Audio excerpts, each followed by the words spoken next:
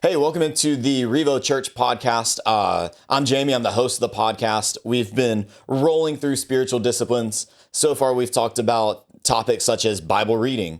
We talked about Bible study. We asked the question, is Bible reading and Bible study two different things? Should they be the same? What do they look like? We've talked about stuff like prayer. We've talked about worship, fasting. Fasting was an extremely engaging episode. I wonder why you would say that. I got a lot out of it. I personally, yeah, I can see that. We've talked all about all these different spiritual disciplines. Well, today we are going to be talking about rest.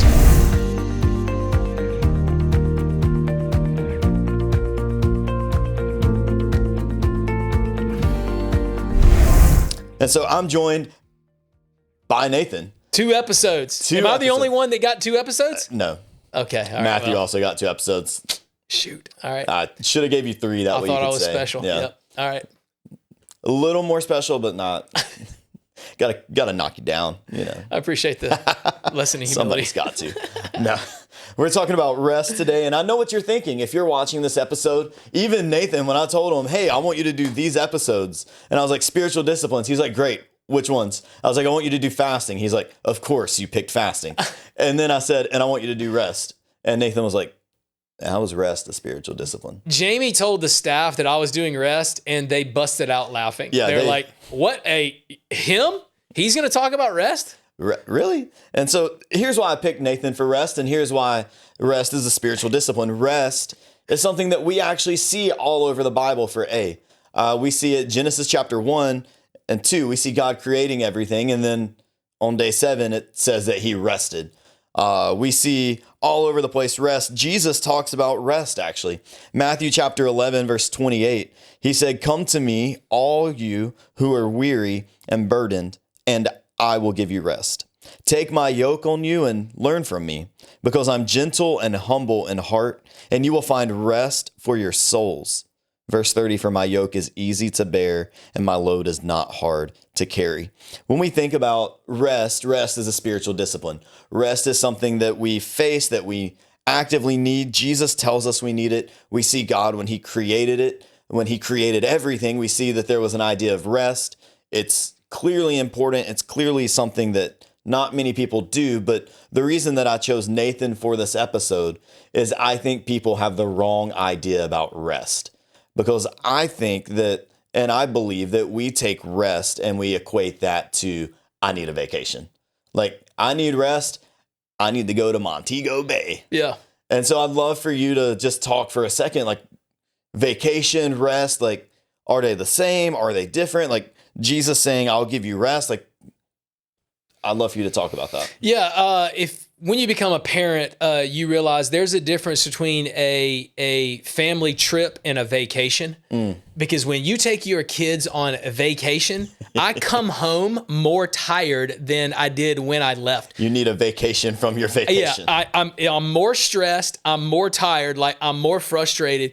And so, yeah, I mean, if your idea of rest is I got to spend thousands of dollars on a vacation and I got to take 2 weeks off of work, like, it's just not going to happen. But that's actually not what Jesus talked about when he said rest. It's not what the Bible talks about when it talks about rest. I think the real conundrum that we got to wrestle with is the difference between what does it mean to rest in our eyes and to rest in the Lord. Yep. Because I got to be honest, when I read your verses that you said, when Jesus said, if you're weary and heavy laden, I'm like, all right, I'm done because I'm not weary. Yep. I'm ready. I'm fired. I'm a grinder. Like, I thrive off of work. I get up ready to work. I go to bed ready to get up to go to work. I can't tell you when the last time I've seen a movie, because I cannot fathom sitting down in a chair for 2 hours. All I can think about is what I could be doing instead of sitting in that chair for 2 hours. Like, I'm one of those guys, man. I love being busy. Wow. I love doing stuff. Like, I don't want it to be just sitting around. And so when Jesus says, well, when you get tired, I'm like, all right, well, when I get tired, I will. But the reality is it becomes a command that is not just about when you get tired, rest, but it's deeper than that. I read in the book of Psalms where David talks about weariness of his soul. He's a warrior. He's an athlete. I mean, this dude slayed Goliath, probably got a 6-pack and knows how to wield a sword, like all around manly guy. But even he says, man, my soul was weary. And he talks about running to, and he describes God as a fortress and strength, an ever-present help in trouble. And he's running to this, and he says, I find rest in the shadow of the Almighty. Yep. And David was not working less. What it was is David was saying, I'm learning to rest in the Lord, in the fact that I can trust in him, I can rely on him, I can work all day, and at the end of the day, I can trust in the sovereignty of God and say, all right, God, you're in control. I've done everything that I know how to do. I'm not going to be lazy. I'm not going to stop grinding. Yep. But when I come home at the end of the day, I'm going to say, all right, God, the results are up to you. And I'm going to rest in that. I'm not going to stay up all night. I'm not going to fret over it. I'm not going to let my mind run.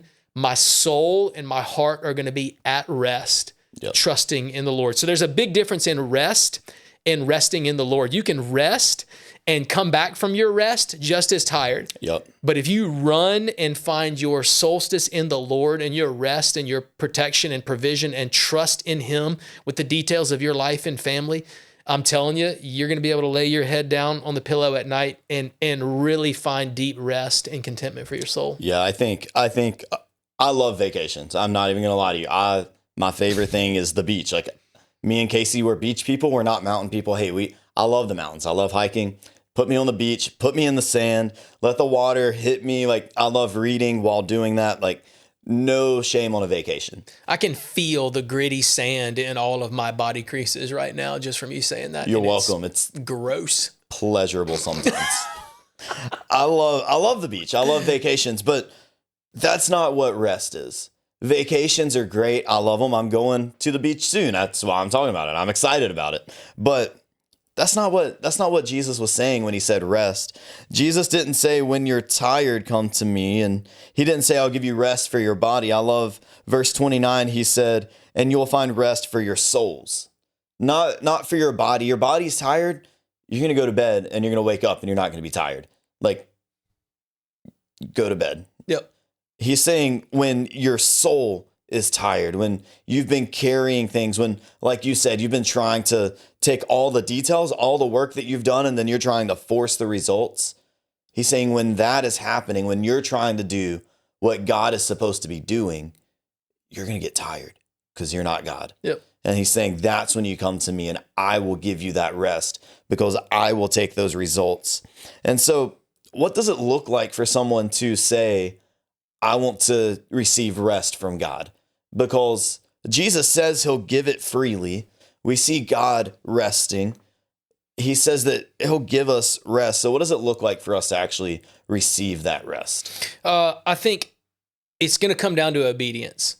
Because like I said earlier, you might not think you need rest. I have this saying that I use sometimes with the staff teams, like, you can sleep when you're dead. Like, let's grind, let's work. Bad example, kids, don't do that. Like, rest later. But when you think about rest and receiving the rest that God has for you, I think about the times in your life where you are going to choose to do what Jesus calls you to do, even when you don't want to do it and when it doesn't make sense. That's rest for me. I don't want to do it. It doesn't make sense. I don't think I need it. I'd rather do something more. I'd rather add something to my plate. But think about in Luke chapter 5, when Jesus calls his first disciple, Simon Peter, he looks at Simon Peter and he says, I want you to take the boat out and push it out into the deep water. And I want you to drop your nets down so that we can go fishing. And this is a major point for Peter. This is going to be a major part of our life if we're going to follow Jesus.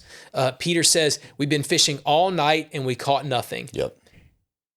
But if you say so, I will. Yep.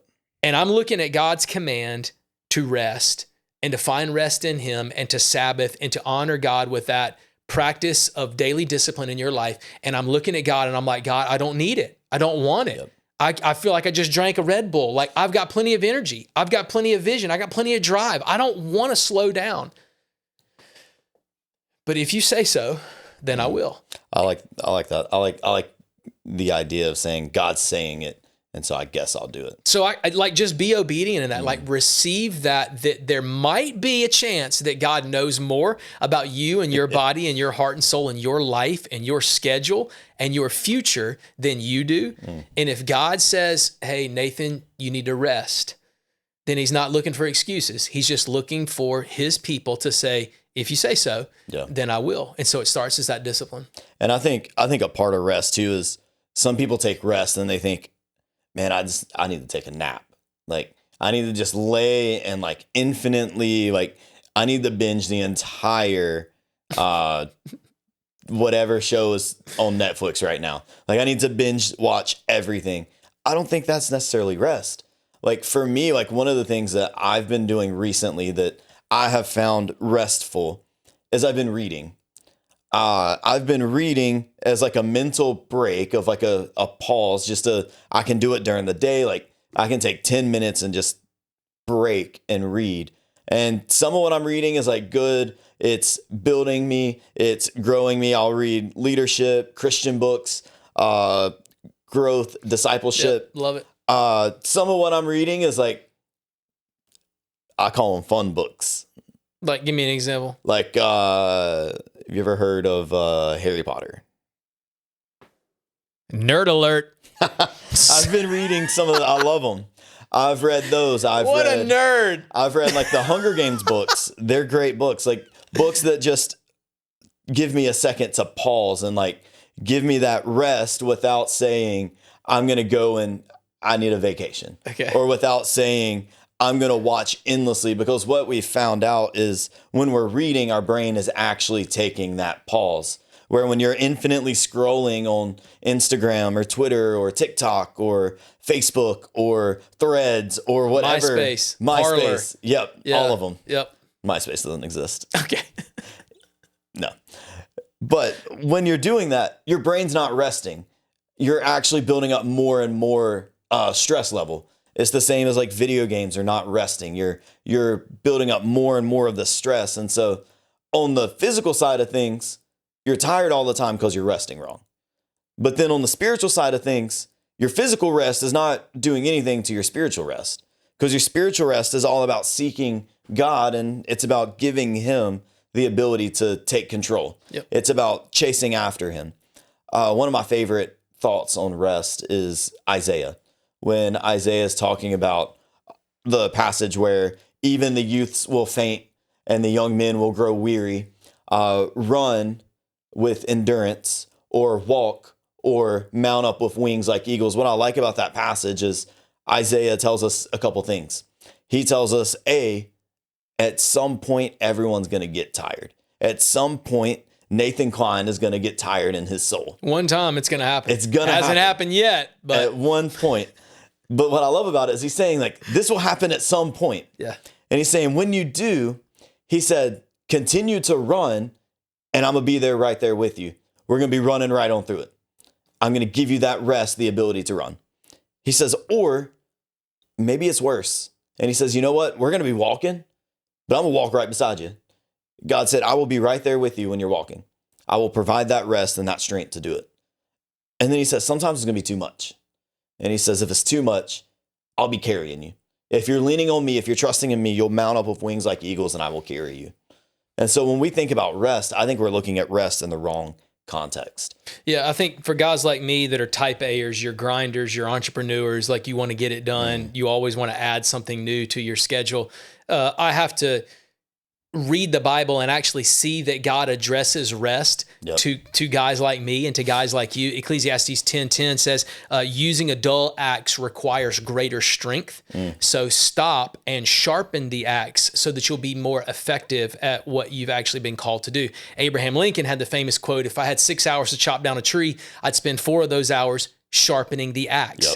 So rest begins an opportunity for me to actually sharpen my axe, so that when I am working and doing what I want to do and grinding and getting it done and GSD and cashing checks and snapping necks and kicking the tires and lighting the fires and, you know, whatever you want to call it. Like when I'm out there doing it, I have to view rest as this is actually going to make me better at the times where I am being action oriented. Yeah. As opposed to saying, like, this isn't helping me at all. It's not beneficial. This is a complete waste of time. No, God says, even for guys like me, hey, you got to recognize that rest is a time where you mentally, physically, emotionally, relationally, and spiritually, your axe is being sharpened, which is actually going to make you a better grinder and a better worker. And you're going to be able to get more done in less amount of time because you're doing these things that God knew we needed. I like that. We live in a world that's super busy, right? Everyone has jobs, everyone has life, everyone has problems, like family, like you are busy. You like Nathan Klein is busy. I've never seen your calendar because honestly, I'm under the belief that you're so busy, you're terrified to put everything on your calendar. I've seen my calendar, and me and Casey share a calendar, and sometimes I have to turn her calendar off just so that I feel like I can breathe, because when our calendar, her calendar, and my calendar's together, it looks like we don't have time to even like eat lunch, because it's just everything is scheduled out because we're busy people. Right. And so how can it look for someone that's busy, that has life, has a job, has kids, has a family, has responsibilities, the grass needs mowing, right? Like everything's happening. Like how can they look to find some rest? Yeah, I think God has given you everything you need to accomplish what he's called you to do. The reality is a lot of the things that are on our schedule are things that we've added, and they may or may not be helping us to accomplish what God has called us to do. Yep. And so sitting down and doing evaluation and saying, all right, Lord, this is my calendar. This is my schedule. It doesn't look like I can afford to rest. Yep. It doesn't look like I have any time to rest. But God, would you just show me what I'm doing? How am I spending my time, energy, and efforts right now that is not making me more like your son, Jesus?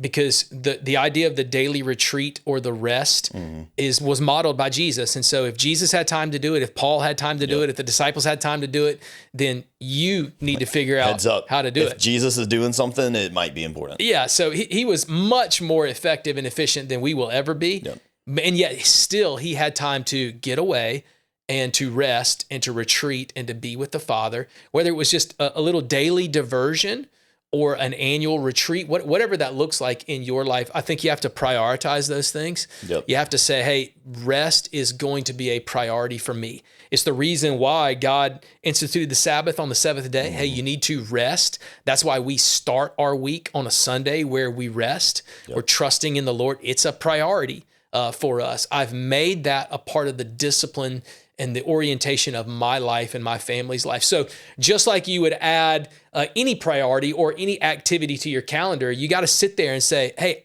in my life as a follower of Jesus, I'm going to make rest a priority. Yep. So just like we tithe our income, the first 10% goes to the Lord. I'll always have enough money to give to the Lord if I give to the Lord first. You'll always have enough time to rest in the Lord. Yep. And if you choose that first. And so prioritize that in your week. Just say, hey, God, sometime this week, I'm going to spend some time resting in you and running and finding that in you. So you got to make it a priority. I think that's great. Another thing I would add to it, and this is something that for me specifically, and for Casey, that's helped us with just an idea of rest, is you kind of have to know yourself and know your limits and know what you can and you can't do. So like me and Casey, we are big grinders. We do a lot, we go a lot, we run a lot, not physically run. I always joke with people, I don't believe in running.